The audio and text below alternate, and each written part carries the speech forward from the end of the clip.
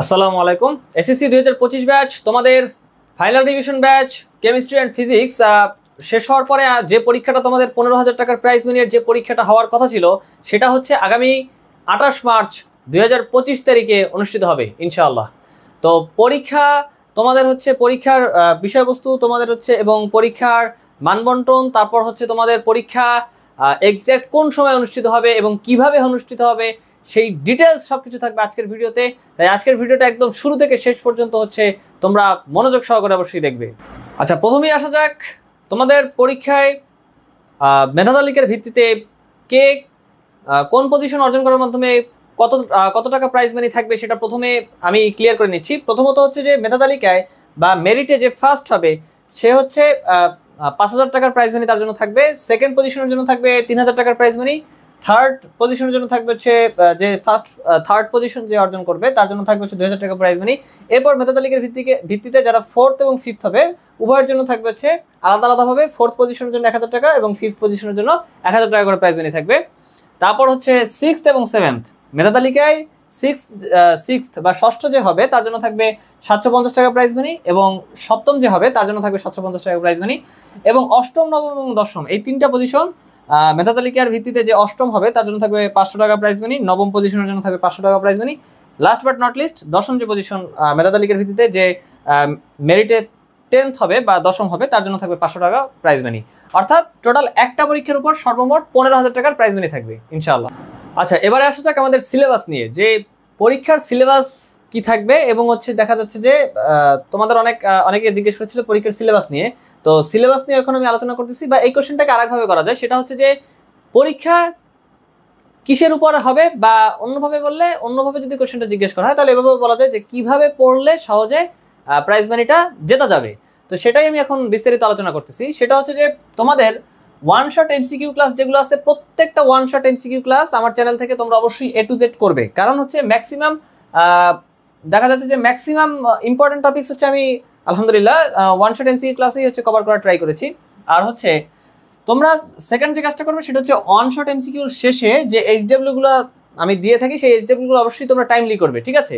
এই দুইটা কাজ করার মাধ্যমে এটা আমি মনে প্রাণে বিলিভ করি যে তোমরা ইজিলি প্রাইজ মানিটা জিততে পারবে ইনশাআল্লাহ।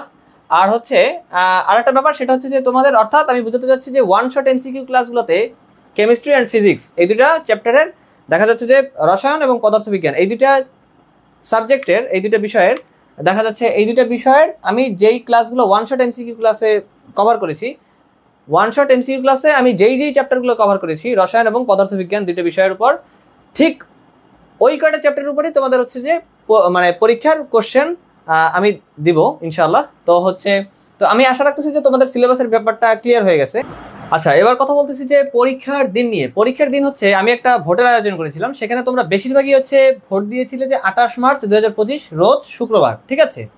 তো আমি আমার টিমমেটদের সাথে কথা বলেছি এই ব্যাপারে, যে পরামর্শ নিয়েছি যে কোন দিন পরীক্ষা নিলে বেটার হয়। তো হচ্ছে আমরা আলোচনা করে দেখতে পেয়েছি যে 28 মার্চ 2025 রোজ শুক্রবার এই দিনটাই বেটার হবে ইনশাআল্লাহ। কারণ হচ্ছে তোমরা দেখবে যে এই দিনটাতে হচ্ছে যে তোমাদের একে তো শুক্রবার, ওই দিন বন্ধের দিন, আর হচ্ছে ঈদের আগে সময়, ঈদ যদি অ্যাপ্রক্সিমেটলি 1 বা 2 তারিখ এক্স্যাক্ট 1 বা 2 তারিখ হচ্ছে যদি হয়, হ্যাঁ, তো কথা হচ্ছে যে তার কিছুদিন আগে থাকতেই কিন্তু আমরা পরীক্ষাটা নিয়ে নিতে পারতেছি। আর একটা বিষয় হচ্ছে যে তো তোমরা বেশিরভাগ মানে মোর দ্যান 70% আমি ভোট পেয়েছি হচ্ছে 28 মার্চ 2025 রোজ শুক্রবার। তো এটা আমি ধরে নিয়েছি যে তোমরা হচ্ছে এই দিনটাতে মোটামুটি সবাই হচ্ছে পরীক্ষাটা দিতে পারবে, কম বেশি সবাই হচ্ছে এই পরীক্ষাটা এই দিন দিতে পারবে।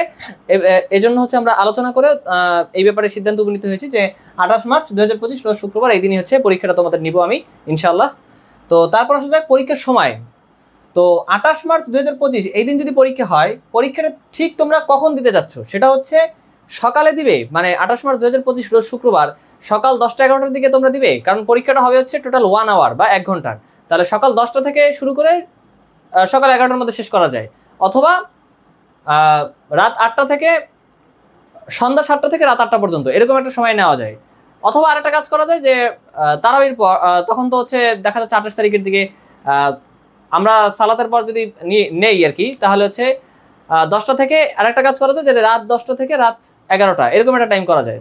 তো তোমরা কি সকালে দিবে নাকি সন্ধ্যায় দিবে নাকি রাতে দিবে, কোন সময়টা তোমাদের জন্য বেস্ট হবে সেটা অবশ্যই তোমরা ঠান্ডা মাথায় চিন্তা করে ভেবে চিন্তে তারপর হচ্ছে তোমরা অবশ্যই কমেন্টে জানাবে যে পরীক্ষার সময় ঠিক তোমরা কোন সময় হচ্ছে যে পরীক্ষাটা তোমরা দিতে পারবে। ঠিক আছে, লাস্ট বাট নট লিস্ট সেটা হচ্ছে পরীক্ষা কিভাবে নেবেন, এটা হচ্ছে কেউ কোশ্চেন করেছিল। সেটা হচ্ছে পরীক্ষাটা নেওয়া হবে হচ্ছে গুগল ফর্মে। ঠিক আছে, এবং কথা হচ্ছে সেটা কোথায় পাওয়া যাবে, সেটা হচ্ছে আমার চ্যানেলে আমি পোস্ট করার মাধ্যমে জানিয়ে দিব যে আমি ঠিক কখন কোন সময় গুগল ফর্মের মাধ্যমে তোমাদের গুগল যে ফর্মটা আছে সেটা হচ্ছে তোমাদেরকে কিভাবে এবং কোন সময় তোমাদের হচ্ছে যে দেখা যাচ্ছে আমার চ্যানেলে পোস্ট করে আমি হচ্ছে পরীক্ষা রিলেটেড পরীক্ষাটা গুগল ফর্মে নিবে, এটা হচ্ছে তোমাদের কোশ্চেন ছিল, সেটা আমি জানিয়ে দিলাম যে পরীক্ষাটা না হবে গুগল ফর্মে ইনশাল্লাহ। আর হচ্ছে সেই গুগল ফর্মটা আমি কোথায় ঠিক কখন সাবমিট করব বা হচ্ছে কোথায় সাবমিট করবো সেটা অবশ্যই এই রিলেটেড বিস্তারিত সকল কিছু তোমাদের পরীক্ষার একদিন আগেই অর্থাৎ 27 মার্চ 2025 তারিখে আমি তোমাদেরকে জানিয়ে দেবো ইনশাল্লাহ।